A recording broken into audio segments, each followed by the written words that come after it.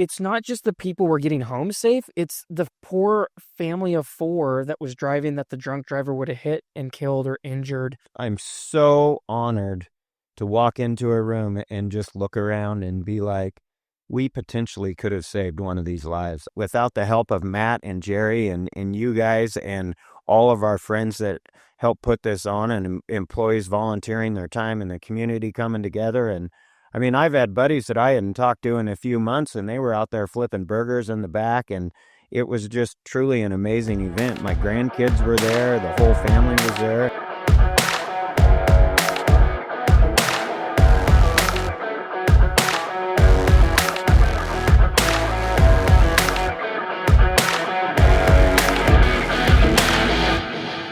I'll back up a little bit just so the people that really have not heard the entire story. So I believe it was probably about the first part of August, and I came down with something and went to a lot of different doctors, had MRIs, CAT scans, colonoscopies.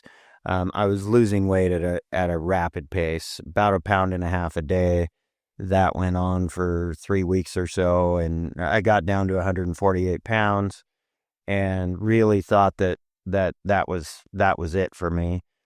Started having conversations with my wife. It was incredibly uncomfortable. I was, because of my weight loss, I was incredibly emotional, and for a lot of reasons. When you've been skinny your whole life, the last thing you want to do is get skinnier.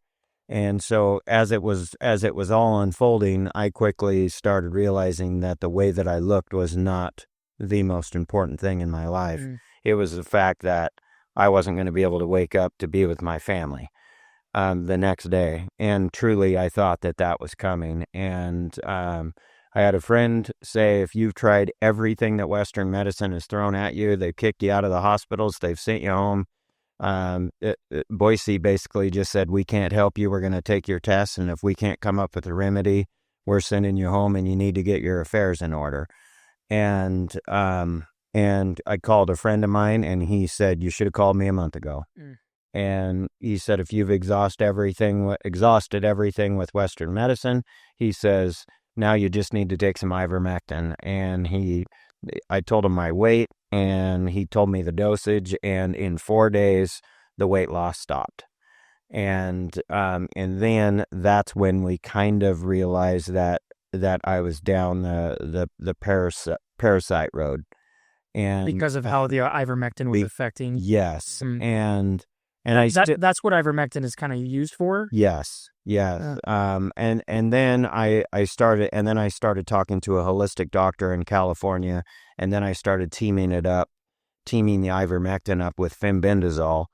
And between those two roughly $30 bottles each of products, that's what saved my life after probably $75,000 worth of hospital bills. Jeez. Now, and especially in our local hospital's defense, they did everything that they knew to do, or that they legally can do, that follows within their guidelines. They got me in very quick appointments. I was very pleased with the fact of how much they cared. It's just, unfortunately, Western medicine does not recognize parasites.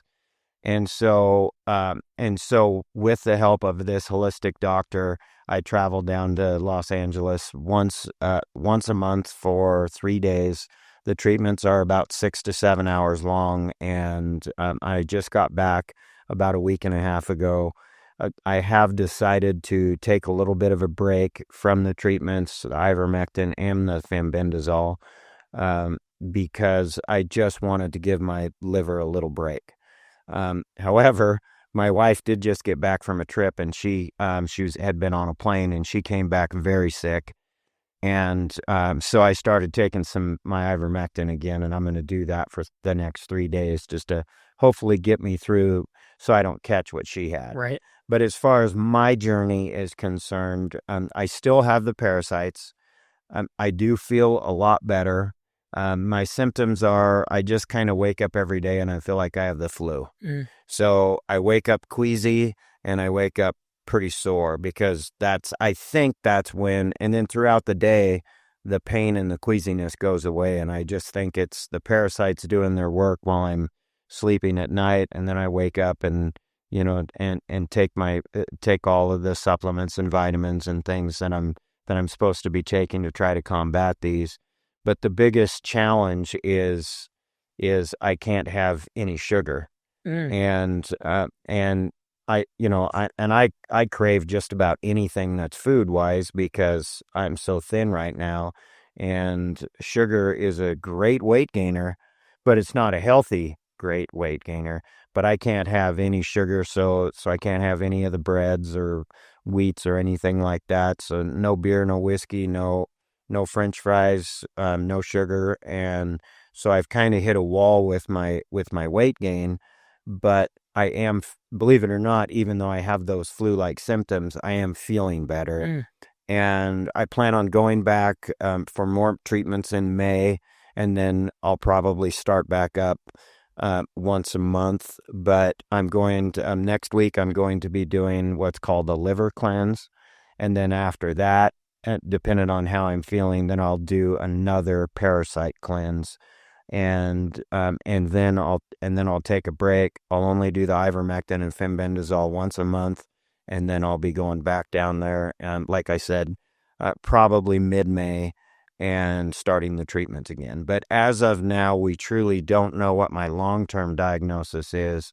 But I feel like with what I have and the day-to-day regimens that I can stay alive with these little creatures living in me.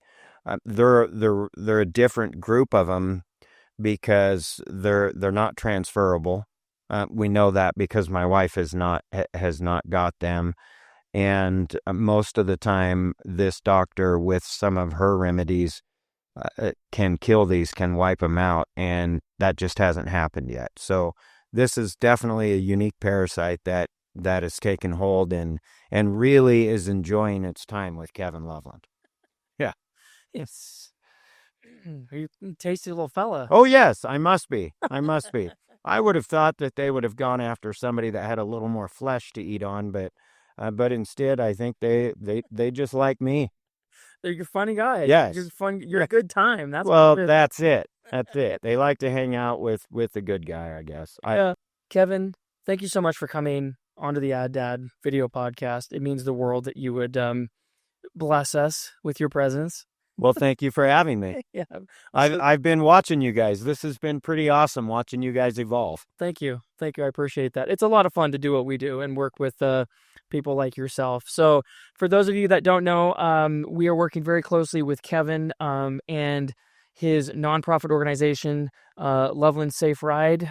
It's based in Union County, and they're branching out into Wallowa County. We're going to talk all about all of that. Kevin, we did a documentary for you last year, and it went smashingly. Anybody who's interested in the documentary, I'll leave a link in this podcast as well. It's 30 minutes. It's wonderfully done. You can hear the whole story about where Safe Ride started, where it is now, what the goal is. So we're not going to get into those details because we have other details we need to talk about. But just give us a quick 30-second. What is Loveland Safe Ride in Union County? You're asking me to give 30 seconds in the most passionate thing in my life. Okay, other than my family, and my hunting, but I will. Okay. So I started Loveland Safe Ride in the year 2000 in memory of my best friend, Brett Martin, who was killed in a drunk driving accident. And we started giving rides out of our personal vehicles through Loveland Funeral Chapel, which we used for several years. Eventually, the car dealerships came to us, and all of them, and they all started contributing. And so thank you, Legacy Ford, Legacy Dodge, and Goss Motors. Like everybody has chipped in. And then we've had the other guys, and we've had LeGrand Light Truck. Everybody has contributed to the program. It got so big and so expensive that we did decide that we wanted to turn it into a nonprofit and try to get some community support. Sorry about my stuttering there. That's okay. Yeah, thank you. You actually did a really good job. I know how easy it is for you to just keep going down the Yes, trail. it You is. actually nailed that. It is. I, I know that was probably a little more than 30 seconds. no, it was great. All right. That's exactly what I needed from you. Um, Kevin, I want you to talk about how expensive it is, and now that it's a nonprofit, and the need. Let me back up. When did you realize? When did you realize that? Okay, we need to turn this into a nonprofit. We need to turn this into a 501c3. Mhm. What was that moment for you when you realized that had to happen? Really, I think it was when we got over the $100,000 mark. I had You spent the funeral yes, chapel. $100,000 a year Loveland Funeral Chapel was spending to put on this program. And when we branched out to Wallowa County, that quickly jumped us up over that. And after talking to a lot of friends of mine, a lot of my friends were like, well, how is this going to happen after you retire? And like, are you still going to pay for it? And I said, well, when I retire, I'm not going to be able to pay for it. Financially, I just couldn't. And so then the talk started that could we possibly accomplish a nonprofit status? And it was amazing. Malia, that works for us, her husband is an attorney, and he said he would help us, and he filled out the paperwork, and the federal government actually approved it immediately, whereas a lot of them, they make us provide a lot more documentation and proof and that kind of stuff, and they just literally sent it right through. And my primary goal is to try to make it to where this program could possibly fund itself when I'm gone. And after my scare of almost passing away this summer, I quickly realized that now is the time to start asking people for money, because if this parasite that I have does end up taking me, I would love to be able to have these monthly contributions and long-term contributions and the grants and everything in motion in case for some reason I don't pull through this. Yeah, and making sure that the Safe Ride program is self-sustaining. I really would love to know that this program is just going to continue to go on. And because I could never expect whoever ends up buying the funeral home, which is not happening right away. Let's squash that rumor right this now. would be years from now. So right now, I'm not dying, and I'm not selling the funeral home. I do want the public to know that, because some rumors did get started, and I did get close to dying, but I just decided I did not want to be my own customer that soon. And because my employees would have been making fun of me and things, and so we can't have that. Can't have that. Yeah, I can only imagine some of the selfies they would have took. Oh yes. Yeah. Oh yes. Yeah. Yeah. Making sure you still had a fishing pole in your hand. Yeah. Making funny gestures because I make them work on weekends. That kind of things. Yeah. Yeah. Well, first of all, thank you so much it's been over 20 years that you and Jerry Hopkins have been providing safe rides home from bigger events, rodeos, graduations, 4th of July's, all sorts of things.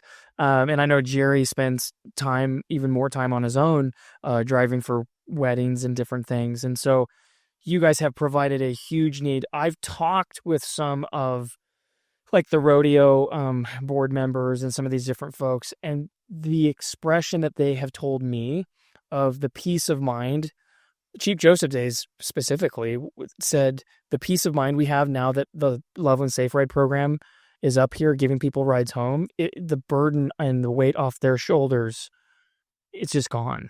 And so the peace of mind, just having that program that you're giving for that event is priceless. That's not to mention the most important part is the saving lives part. Yes, I agree. Every ride we have given is a memory of Brett. Every ride. And I can't tell you enough that the community just accepting this and taking the rides is honoring Brett on a daily basis. And I absolutely love it. I'm so proud of this program. I wasn't going to do this today, but those of people watching that know me know I just do this when I talk about Brett and in this program. But I'm so honored that we have got to this level to know that we've even saved one life. DUIs come and go, but lives don't. And I'm so honored to walk into a room and just look around and be like, we potentially could have saved one of these lives. I know when I go to a rodeo and I look around that crowd with all the continuing people that ride with us every year, I know I've saved lives. Yep. And it means the world to me. And that's why I'm here today. That's why I've ran this program for all of these years and now costing in excess of $100,000, because I would gladly write a check to somebody for $100,000 to save a life. That's it. But don't get me wrong, I don't have $100,000. I pay for it out of the funeral home on a monthly basis, but we're trying to obtain a little bit of self-sustainability on the nonprofit side, and we're really hoping that after this year, the nonprofit can start to fund the program. I love that, Kevin. Fundraising. We've only had 1 year as the nonprofit. We did a very successful fundraiser last year. Yes, we did. That Dad was able to be a part of. We were very honored to be a part of that. That fundraiser went very well last year. Can you talk about just like your feelings that you had after that fundraiser and how proud you were of the community stepping up in that way? I know it was about almost a whole year ago, but if we could reminisce back on what were some of your thoughts and your feelings after seeing that support from that fundraiser last year? Well, the first support, this is going to choke me up too, but the first support came from my best friend when I called Matt Scarfo. And I said, can we hold that event there at your facility? And he just looked at me and said, absolutely. And I said, well, how much is it going to cost? And he just laughed at me. He said, if you think I'm going to charge you $1, then we're not that good of friends. And we're best friends. And I said, Matt, that's way too much. Like, you're not providing all of the food and the space and your employees and everything. And he's like, you're not going to tell me what to do on my own property. He says, I'm going to do whatever I want to do. And he looked at me and said, if there is one bar owner in this town that does not feel the exact same way, he goes, they really need to be looking at what Loveland Safe Ride is all about. He says, because you have taken the burden off of all of us. And Matt said, you just give me the day and the time. And he says, we know the place. And he had Ben and Kayla out there just working their tails off and putting on this program. And Jerry went around to the different businesses and asked for contributions. And people were contributing big things, big, fancy barbecues and fire pits and just amazing products. And we had a goal of really wanting to be able to afford to do a documentary and a few other things to be able to promote Loveland Safe Ride. And with the help of Dad, and I'm sorry to plug you guys in the middle of your own podcast, but it was truly amazing. You guys helped us get the word out. You helped us put on all the marketing materials, and we put together an amazing event. And we were hoping to raise about 15 to 20,000, and I think we raised between 25 and 30. And I'm just dumbfounded with the community support and how people came out. And with the first year doing it, a lot of people that couldn't make it that weekend were like, we definitely want to be there, next year. But it's always tough trying to plan an event like that where you still want the outdoor atmosphere. Because we really don't have a facility here in LeGrand where we can go indoors that isn't just going to cost us a whole bunch of money. Mm-hmm. And when you have your best friend offering up such an amazing facility, we jumped all over it. And without the help of Matt and Jerry and you guys and all of our friends that helped put this on, and employees volunteering their time and the community coming together. And I mean, I've had buddies that I hadn't talked to in a few months, and they were out there flipping burgers in the back, and it was just truly an amazing event. My grandkids were there, the whole family was there, and it was just, it was amazing. And unfortunately, I got a little emotional that night too when I started talking about things, but it was awesome. Yeah. And we plan on doing another one. We haven't set the date yet because because there's another Loveland Safe Ride event. Can I talk about that? Yeah, you're making me look like a horrible host. Just Yes. you're just All hosting the right. show yourself. So yeah, that's a great segue. So March 14th up in Wallowa County, up at the Thunder Room, the Chief Joseph Days Rodeo. Yes. That's who's putting this on.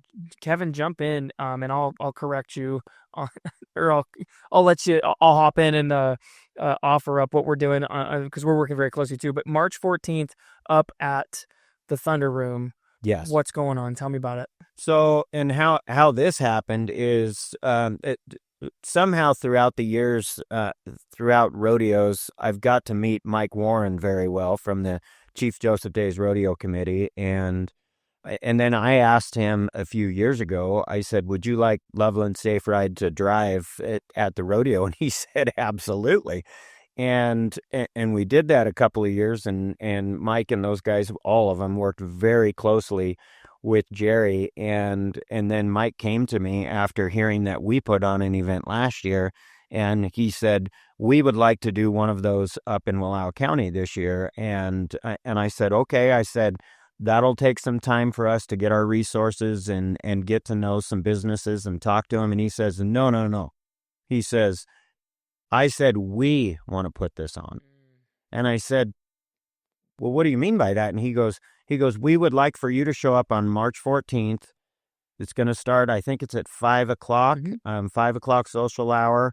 And he said, "We want to put this on and we want to celebrate your day. And we want to be able to show the community what your program is all about with, of course, you and Ad Dad's help. And then we want to be able to look at this room, at this group full of people, and say what a wonderful program this is, endorse you, and try to get the entire community to start financially supporting so we can help contribute to make Loveland Safe Ride self-sustainable." And I said, "You guys are going to do all of this?" And he goes, "Well, you still have to show up." And I said, "Well," I said, Ad Dads puts on an amazing production. And I said, "Would you guys be okay if I talked to Casey and Jeffrey and had them come do their sound and electronics and all of the stuff?" And he's like, "Oh, absolutely." He goes, "We might be good at raising money," but he says, "We're not necessarily really good at putting on this big giant video style production." And so we work back and forth, and we schedule the date with you guys, and we schedule the date them, and March 14th is the date that we came up with, and I'm really excited. I have to tell you, Loveland Safe Ride took off so slow in Union County, and it just slowly built to what it is, that it was really hard to understand how much people appreciated it. And I know they do. Like, it's that event and the heartfelt things that people say to us on a daily basis. I know that people appreciate it. In Wallowa County, we gave them the exact same level of service, being totally experienced. And so when we hit the rodeos with 4 or 5 vehicles up there and people see us cruising around, and Jerry does such an amazing job of coordinating everything, they immediately saw what Loveland Safe Ride was all about. So Wallowa County just really has over appreciated the program, and don't get me wrong, so is Union County, but it's just been nice to start up fresh and hear all the positive results. And but there's one event that I missed up in Wallowa County that Jerry asked me if I wanted to help be a driver, and that was Zach Top. Oh yeah, when he was up there. Oh, and Street. and Jerry and Pam met Zach. They hung out with them, Yeah. and I could have been there. I could have driven that rig. And I'm not a starstruck type of a guy, but let me tell you, Zach Top with that traditional style music and the traditional clothing, that really was something that I wished. And if Jerry happens to watch this, I have to say, Jerry, you were right. I should have been there. Zach Top. I have Matt Belote was telling me he saw that, and when I talked to him the next couple of days later, he goes, "I'm telling you, we'll never see Zach Top in Wallowa County again because he's about ready to go big." Yeah. Yeah, sure enough, he was right. So, do you listen to Zach Top's music? Oh yes. Yeah. Oh yes, I do. Let's talk about Jerry Hopkins. Jerry Hopkins, one of the biggest things that we're raising funding for, and one of the reasons we're needing the money for the self-sustainability is to get Jerry Hopkins so that this is his full-time job as the coordinator of the Safe Ride, the Loveland Safe Ride program, the director, and like you mentioned just a little bit earlier, he's so organized. Jerry has done such a good job. He's so experienced. He runs such a tight ship with all the drivers and coordinating everything, even getting all the when he was running around last year and coordinating getting all the stuff Oh, for the fundraising and keeping track of details. So, yeah, can you talk about the importance and how crucial it is in this phase one? We have to get this has to be we have to get Jerry on board as the director because this thing it needs it. It needs that captain in the chair. oh, it does. And I do have to, actually, I do want to thank Jerry's last three employers were all absolutely amazing to allow him to continue to run Safe Ride because he basically has two full-time jobs. He was at Legacy Dodge for a while, and so Robert Bates, thank you very much. He was over at Pioneer West with Greg Bingaman, and so Greg, thank you very much. And now he's with Greg Colazzi at Legacy Ford. And when Jerry says, I have to go do something for Safe Ride, whatever it is, all of those employers just absolutely said, absolutely, you just take off and go do whatever you need. But we can't continue to do that. Jerry really actually has about 2.5 full-time jobs. He works for Legacy Ford. He's the full-time director of Loveland Safe Ride, and then he also does the Loveland Funeral Chapel, our nighttime crew that goes out and picks people up from when they pass away. And so Jerry is literally working from the second that he wakes up until he goes to bed. And then gets called in the middle of the night. Oh, and he gets called out. He got called out in the middle of last night because our van got stuck in Cove and in the snow. So Jerry had to bring our Suburban, our Yukon up there and swap those guys out. We normally do take the Suburban, but I don't think the guys thought it was going to be that bad going up onto the foothills of Cove. But yeah, our guys got stuck in the middle of the night out there, but Jerry to the rescue as usual. Mm-hmm. And so what I'm trying to accomplish is maybe get Jerry's working hours down to a little less than about 80 an hour, or 80 hours a week. And I'm not kidding. He seriously does have 2.5 full-time jobs. Yeah. And what I really would like to be able to do is make it to where the day of the event, Jerry doesn't have to take the day off. And normally these are unpaid days. He has to take the day off to just go run around and get everything ready. And there's so much that he could be doing throughout the week on a daily basis and talking to the car dealerships and doing the coordinating and working with our drivers, but yet he's continuing to try to do it while he's doing his other full-time jobs throughout the week. And our primary goal is to make it to where if we can raise enough money, get Jerry on full-time, then we're going to be able to start teaching other communities how to do this. And I would love to be able to teach other communities how to do this without having them come up with any upfront costs. Mm-hmm. Like, I would love for if every single person we've ever given a ride home just contributed a little bit each month. If we did that for every single person we have taken home, if they would just give us a few dollars a month, and some people can only afford $10 a month. Some people might be able to do 25. Somebody might be able to do 50. Well, all of that is going to continue to add up, and then we will see the self-sustainability in our future and say, okay, I think we can continue to get Jerry on staff and then put him on the road. I would love to see Jerry one of these years just head over to John Day and teach those guys how to do Loveland Safe Ride and teach that entire community how to get all of those drunk people home safely from that rodeo. And then while he's there, just bounce right on over to Burns and hit that rodeo and then head to Ontario. And if we could, if we could somehow teach all of rural Eastern Oregon how to do this, then I truly believe it's something that will probably start sweeping across the nation. And of course, the more we do for Jerry and put him on the road and things, we're going to need a little bit more funding to be able to accomplish that. But it's truly amazing if you can get the businesses to back these programs, especially the businesses with the cars. So car dealerships are a wonderful partnership, and each community has those, whether they're used cars or new cars. And just like the other guys, like everybody thought it needed to be a new car dealership, and Kenny and those guys were like, no, just we'll give you whatever you want. And everybody has been truly amazing.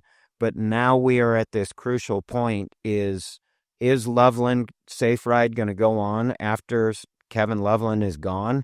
Whether I've passed away from my parasite, or whether it's 20 years from now and I've sold the funeral home and I'm not working anymore, and how can we achieve this self-sustainability? And what we have come up with is just a small monthly contribution. And if we could get some commitments from people that have taken rides, that want to take rides, that and I can tell you, like we were getting donations from Kurt's RV in Boise. Mm-hmm. We got they were amazing. We got Baker City, Les Schwab tires. Jim Brown called us and gave us like $1,200, and they've never taken a ride from us. Kurt's RV in Boise has never taken a ride from us, and it's when we saw that we literally saw there are people that would contribute to this program even if they don't personally benefit from it. And that is when we really saw that it is time to get Jerry on the road and really show these communities. I would love to show Boise. I don't know how we could obtain it in Boise because Boise's such a large area, but smaller communities, we definitely can teach people how to do this. Well, the smaller communities, Kevin, are the places that really need a safe ride program, because the small communities don't have Ubers, we don't have taxis, we don't have buses or trains. Like, there's no public transportation. You get to walk.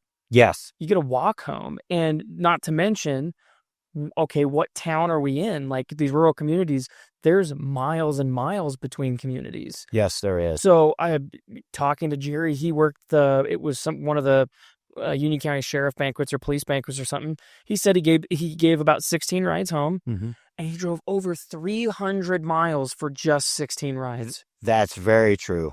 Like, so rural communities, small rural communities, Boise, sure, maybe. Boise's, I get that, but if we start with these rural communities, I think you were 10,000% right, because we don't have the infrastructure in the rural communities. That's true. And even like up in Wallowa County, there's a taxi cab up there, a Scooter, and Jerry have become very, very good friends, because we went and we have a cab here, don't we, in LeGrand? I honestly have no idea. I don't know. If we do have a cab, we would love to work with you. Like how we're working with Scooter. So if you see this, reach out to us. But what Jerry did up in Wallowa County, and this was Jerry's idea, is he said, Scooter is a one-man show up there.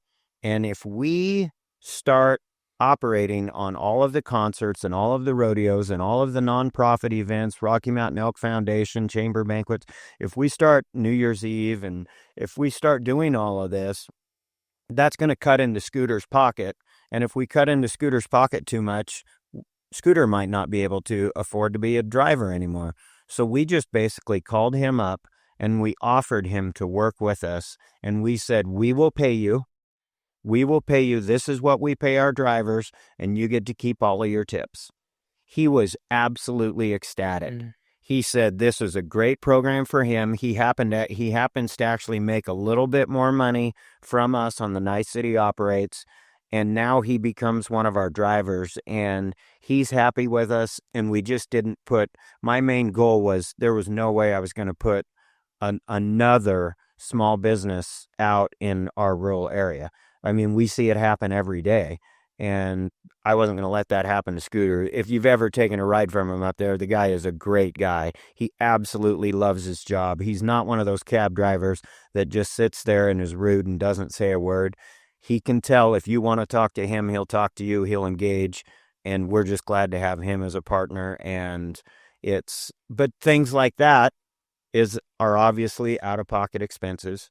And those are the expenses that we are trying to help recoup in the future. I didn't know you were doing that with Scooter up there. I think Jerry had mentioned something to me about that, but I love that. And being a small business owner yourself, I love your heart behind. Look, we're trying to get people home safe. We're not trying to put Scooter out of business. Sure. So that's amazing.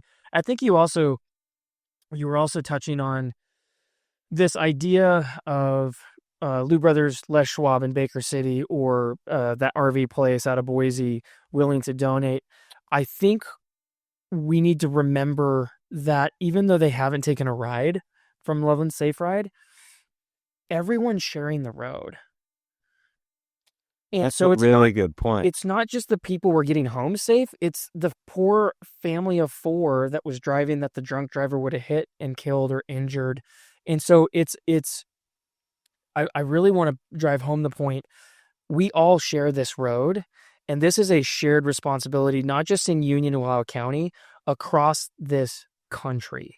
This is a shared responsibility. Look, we have gas taxes that are supposed to be fixing the roads. We have all these other things. This is something, the money is actually going towards a good thing. The amount of lives that it is saving, the money is actually going to this program. It's not getting shipped out to Haiti or other places, or it's getting funded to these other corporations. No, this is literally helping our rural communities. This is local money, staying local, ensuring that our roads are safe. So yeah, this is a shared responsibility. And Kevin, I love your heart, and I want to completely back you and Jerry up, and say, yeah, it is time. It is time for the community to start sharing this responsibility. We're asking for $10 a month. That's one Starbucks coffee, as fancy as and those ridiculous Starbucks coffees. Yes. Just okay, maybe if you only get a $5 Starbucks coffee, we're asking you to forego 2 Starbucks coffees a month, and instead that $10 puts fuel in the tank. It keeps drunk drivers off the road. So it's keeping you safe when you're driving from Starbucks back to your house. I totally agree. And you might be asking for 10. I'm asking for 20, 30, 40, 50, That's right.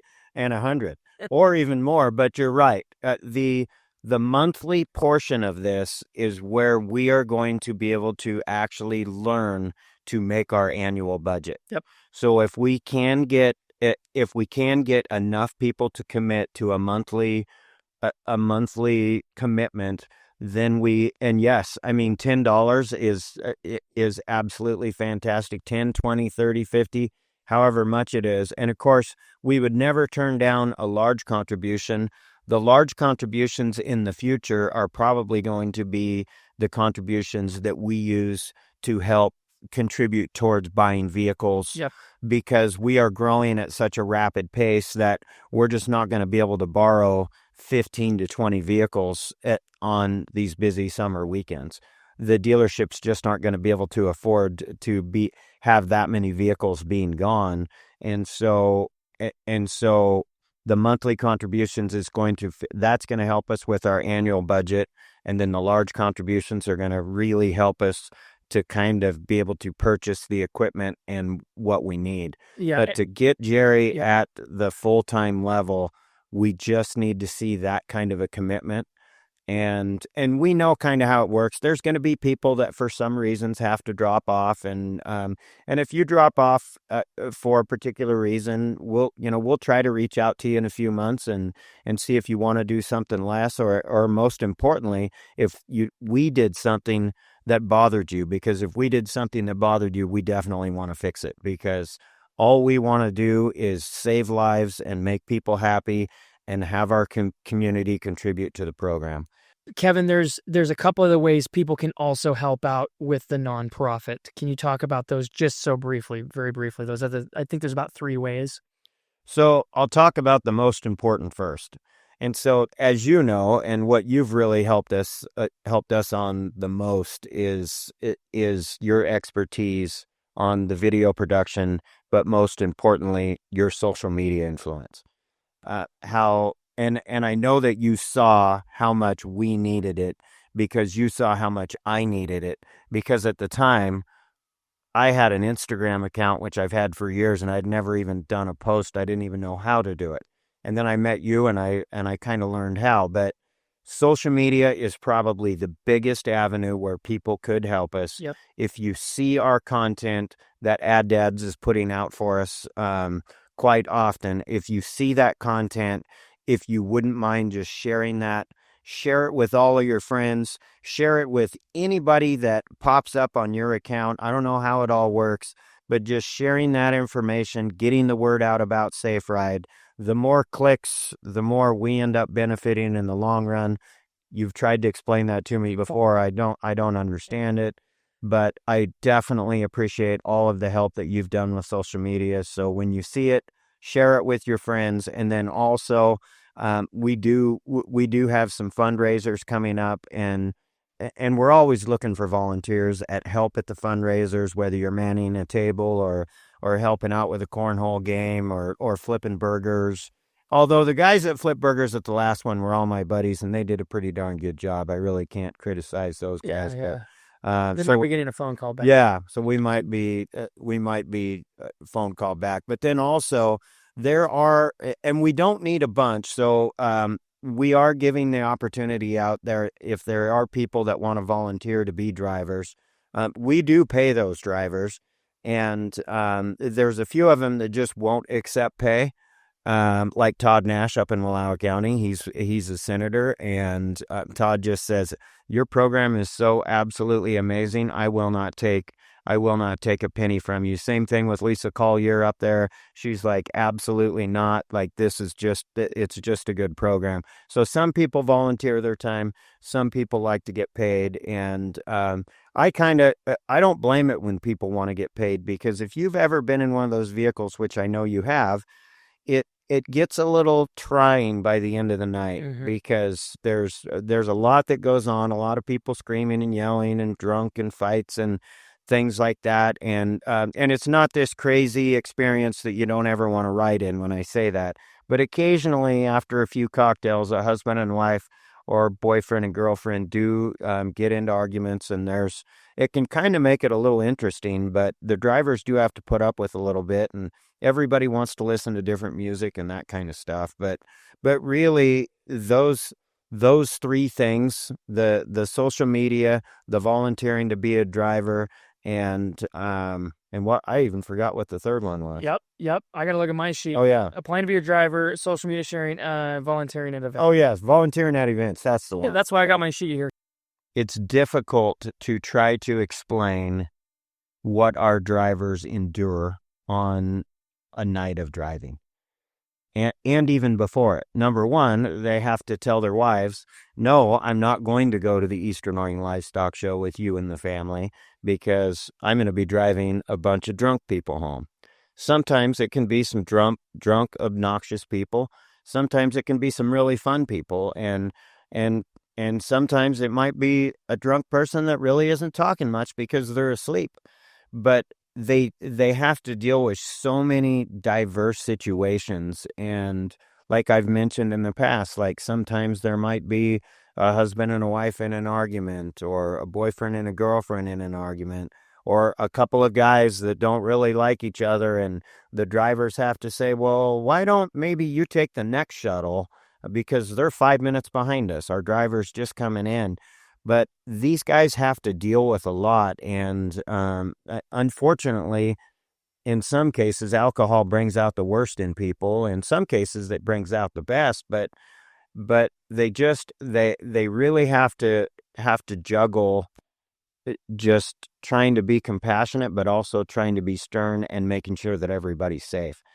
And when you pile 8 people into a vehicle and and you're telling them all everybody's got to put their seatbelts on, and no, there's actually only one radio station that we can listen to at the same time. So all 8 of you are going to have to come up with a general idea of what you want to listen to, or we're just going to put on what I want to listen to. And so there's a lot, and I can't be a driver anymore. I learned that because I did it the very first year. And I quickly found out, just like I am right now, I talk too much.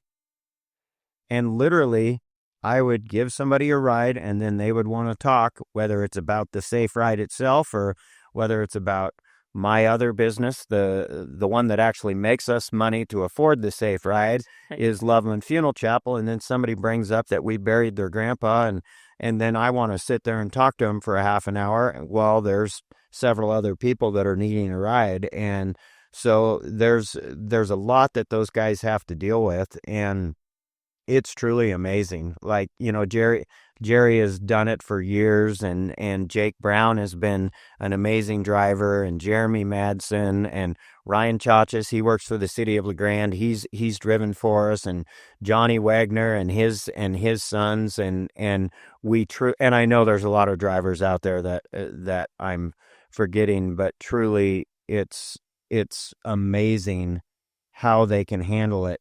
And especially to do it 2, 3, 4 nights in a row. Mm-hmm. Yeah, these rodeos are 4-night events. Oh yeah, events. And there's a lot of guys that kind of rotate in and out. But I mean, Jerry's at it 24/7, and it's truly amazing. Like, just their hearts are. They're definitely not doing it for the money. They're not doing it for the experience. They're doing it just because they know it's the right thing to do for our community. Like, none of these guys would ever expect a paycheck from me. I just pay them.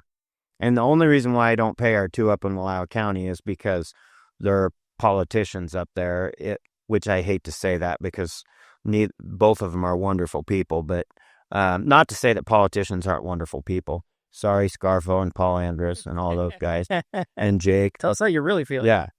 But they're really just awesome people. And and another thing, like Jake Sievert, like when we ask him about our Loveland Safe Ride fundraising event, he's a certified auctioneer, and when he goes to an event, he gets paid and gets paid well, and he deserves it. He's the best we have in our area. He's unreal. And but he was like, "Oh, absolutely not. You're not paying me a penny." And every time we really asked somebody for a big favor like that, it just happened. Yeah. Just like you and Jeffrey. Like, I asked you for help getting things put together and marketing and things, and we've been sitting here all of this time, and you've only gave me one bill. So don't give me another one for a while. I kind of like it. For sure. For sure. Kevin, thank you so much. I want to wrap up, and I think it would be really appropriate to wrap up with, even though you have done, because I know this is your character, this is why I'm asking you to do it, because I know you're not going to have a problem doing it, even though you have given and given and given over the 20 years with this Safe Ride program, because I know this is your character, can you just wrap this show up by thanking the community in the way that Kevin Loveland thanks the community for all of it? Yeah. Yeah, and I'm going to look right at the camera for this, because on behalf of all of us at Loveland Funeral Chapel and Loveland Safe Ride, I cannot tell you enough what this means to me, what this program means to me, the fact that you guys trust us enough to send your sons and daughters home with us and our drivers and our vehicles and know that we get them home safe. And the financial contributions that have already been made, I truly thank you from the bottom of my heart. Every one of you knows what this means to me. And those of you that don't know what it means to me, you haven't watched the documentary. So I would just ask, when you get a chance at the end of this show, there is a link. If you could watch that documentary, please watch it in a quiet room where you can hear everything, because it's emotional. You're going to see me at my weakest moment spiritually and physically. I weighed 148 pounds when I was doing the filming for that. But like Casey told me when when he wanted to come out to the house and film me when I was really sick is he said, "Kevin, this is just part of the journey." He said, "Somebody is not wanting us to do this, and that somebody lives down there. And we're going to raise the money, and we're going to promote Safe Ride, and we're going to continue to get people home, and we're going to save lives," which means they're not going down there and they're not going up there yet. So thank you very much from the bottom of my heart. I love you all.